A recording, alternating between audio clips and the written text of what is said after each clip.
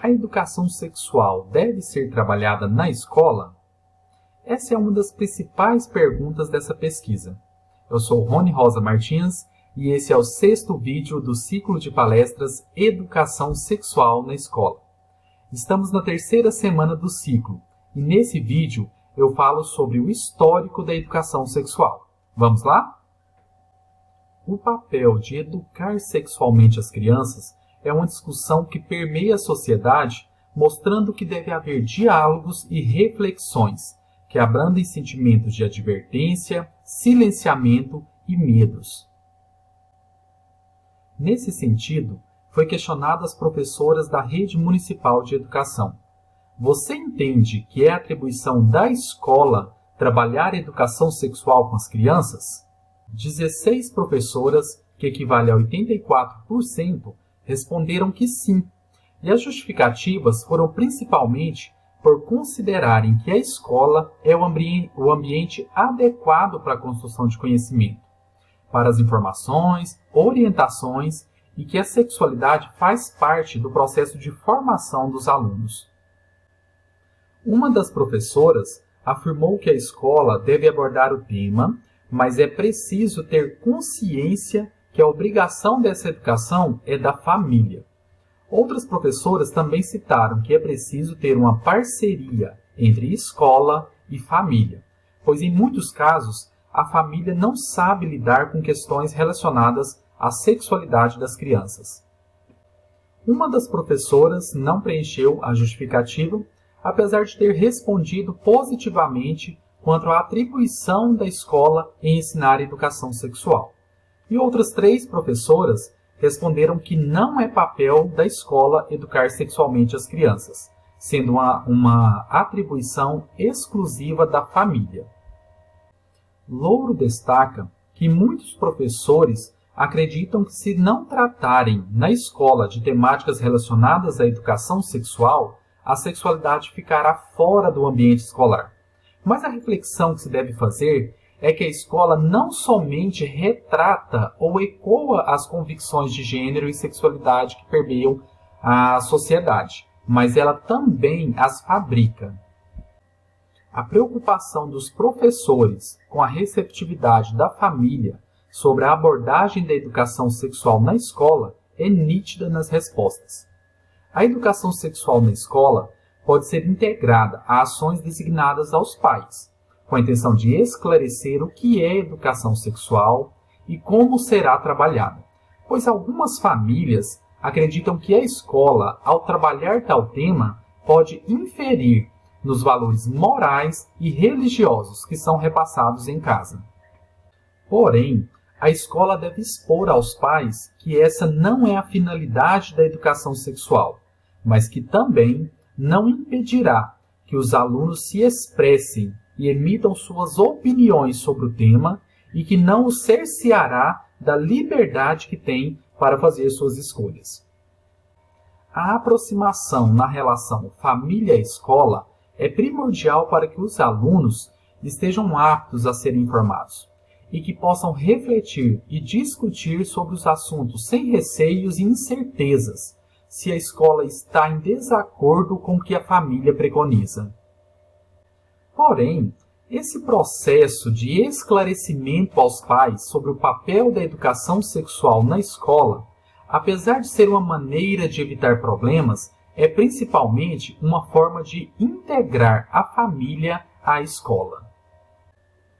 Apresentar aos pais o objetivo do trabalho dessa temática é relevante, mas pode ser que, mesmo assim, aconteçam alguns transtornos na escola, pois muitos pais não participam das reuniões e eventos, ficando alheios aos direcionamentos da educação dos filhos. Mesmo assim, reforça-se aqui a importância que os professores e a equipe escolar estejam conscientes do que é educar sexualmente e que esse papel é da escola e que contribuirá para a formação do sujeito emancipado. Figueiró afirma que o receio quanto à resposta negativa da família em relação à educação sexual na escola é condição influenciadora para que os professores não trabalhem a temática, pois estes se sentem inseguros. Outro ponto é que os professores não devem justificar a necessidade da educação sexual tomando por base o despreparo dos pais no assunto, mas devem se basear na ideia de que a escola tem esse papel, que educar sexualmente é inerente à função social da escola.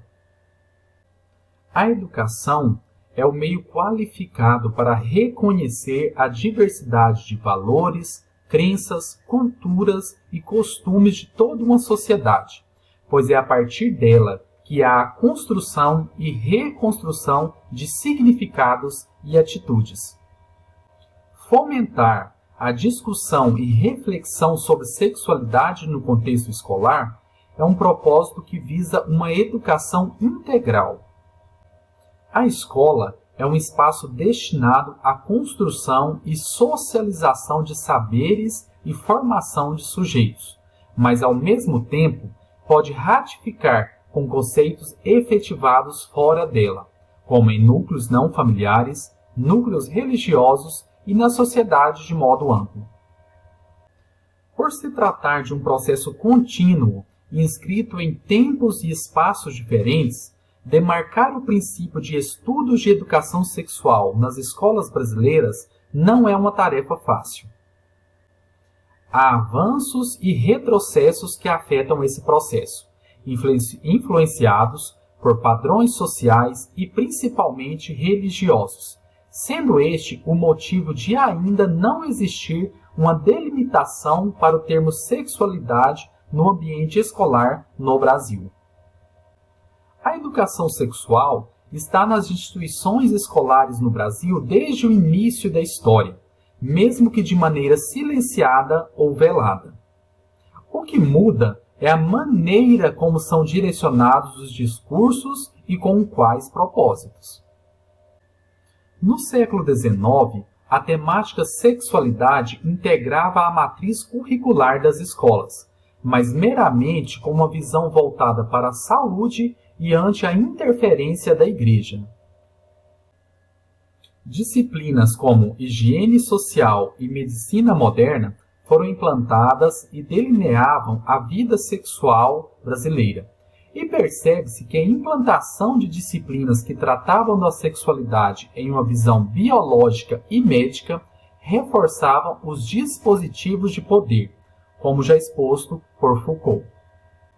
Por volta de 1920, decorrem os estudos sobre sexualidade, com pesquisas que buscavam entender como se dava o processo sistemático dos trabalhos médicos e higienistas, voltados às crianças, adolescentes e jovens.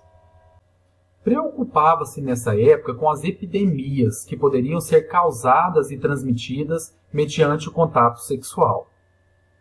Assim, há o estímulo de políticas públicas de saúde, associadas à educação, para tentar prevenir contra as doenças ou evitar a sua proliferação, que poderiam ceifar a vida de inúmeras pessoas.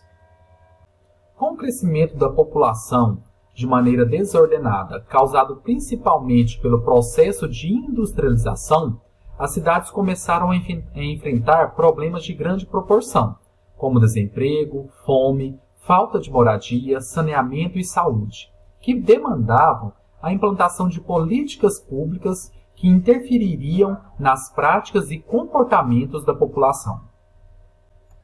Fruto de demandas, a educação sexual foi tema de debate no Congresso Nacional de Educadores, realizado em 1928, onde foi definido o Programa de Educação Sexual, que abordaria a temática com crianças a partir de 11 anos. Apesar de se tratar de um evento importante no que tange à educação, foi uma tímida iniciativa para se falar de sexualidade nesse contexto. Em 1930, foi registrada a primeira tentativa de se falar do tema em uma escola no Rio de Janeiro, o que culminou na demissão, sem direito a qualquer verba rescisória ou indenizatória, em 1934, de um professor que foi acusado de imoralidade. Isso demonstra o caráter autoritário e moralista que permeava a educação naquele período histórico. Importante refletir sobre esses avanços e retrocessos quanto à abordagem da educação sexual na escola. Em algumas épocas, o tema era foco de ações, e tempos depois passa a ser proibido, sujeito a punições. Falar sobre sexualidade é permitido em determinada época, como em 1920, mas puramente como uma medida higienista e médica. Com a diminuição das doenças, a chegada de novos medicamentos, vacinas, tratamentos e com a melhoria sanitária das cidades, a tolerância com a temática diminuía. De 1935 a 1950, foi considerada um período de desaceleração nos estudos e ações voltadas à educação sexual na escola, fruto da intervenção da Igreja sobre os sistemas de ensino da época, onde as temáticas que envolvessem a sexualidade eram severamente reprimidas, causando rupturas e recuos no estudo sobre o assunto, impedindo discussões na academia e planejamentos pedagógicos nas escolas, e no país de um modo mais abrangente. Nos anos de 1960, são contemplados com novos ares pedagógicos, em que pensadores e estudiosos focavam seus estudos em uma nova educação, e que poderia ser propícia a melhorias quanto à abordagem sobre sexualidade. Mas, com as repreensões originárias do golpe militar de 1964, grupos tradicionais da sociedade inibiram quaisquer ações direcionadas à educação sexual nas escolas. Essa época é marcada por recuos quanto à educação sexual nas escolas e na sociedade. Uma tímida ação, mas que é válida aqui o registro, foi a tentativa do Conselho Federal de Educação, em 1974, em citar que os programas de educação sexual deveriam ser implementados nas escolas, em programas de ensino direcionados aos anos finais do ensino médio, na época conhecida como o segundo grau. Mas essa tentativa ficou apenas nos registros do Conselho, não vigorou. Ressalto que na época, em 1974, o que atuava era o Conselho Federal de Educação, que em 1995 deixou de existir e é criado o Conselho Nacional de Educação. Não há registros de documentos oficiais que impedissem a abordagem da sexualidade nas instituições de ensino, mas existia uma repreensão velada, que deixava os diretores, coordenadores e professores das escolas apreensivos com a possibilidade de trabalhar sobre o tema e sofrer retaliações. Esse fato atrasa mais ainda as discussões que poderiam contribuir de maneira substancial quanto à abordagem da sexualidade nas escolas. Somente a partir de 1980, a educação sexual volta a ganhar destaque, mas sem problematizações e reflexões, com foco apenas na saúde da população. Por ser algo voltado para a prevenção ou tratamento de doenças, a sociedade, de certo modo, aceitava com mais tranquilidade tais ações. Nessa época, era considerado necessário, com a evidência do HIV e da AIDS e de outras doenças relacionadas ao sexo, que fossem tomadas medidas para resolver tal situação. E a sexualidade volta a ser pauta nas instituições de ensino mais uma vez, voltadas apenas para a visão médica e sanitarista, para combater as epidemias que poderiam transmitir mediante o ato sexual ou a utilização de agulhas ou o uso de drogas injetáveis. Nos anos de 1990, as escolas são vistas como um ambiente essencial para desenvolvimento de ações e proliferação de informações sobre sexo seguro e outros assuntos correlacionados. Assim, as instituições de ensino são fixadas como parceiras à área da saúde, para contribuir com o bem-estar, vigor e vitalidade da sociedade.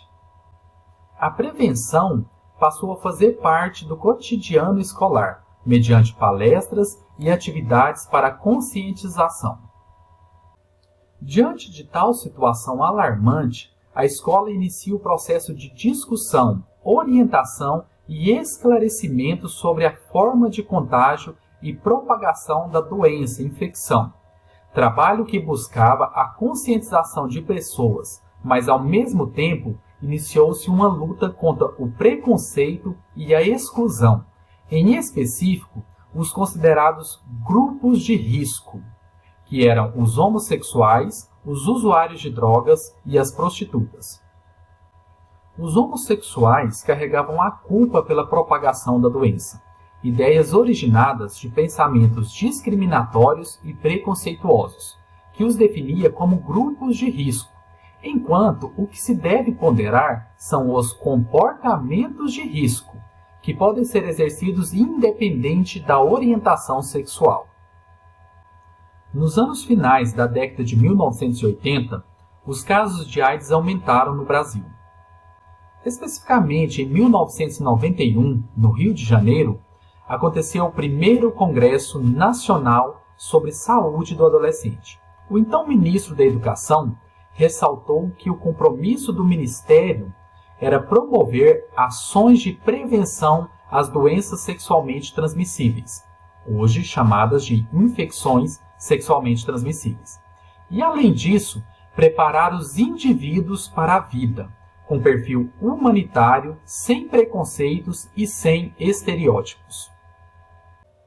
Em 1994, foi divulgado no Brasil o Guia de Orientação Sexual, um material de apoio para a utilização da pré-escola ao segundo grau, que foi construído com base em um guia norte-americano e adaptado à realidade do Brasil, com as temáticas desenvolvimento humano, relacionamentos, comunicação, comportamento sexual, sociedade e cultura.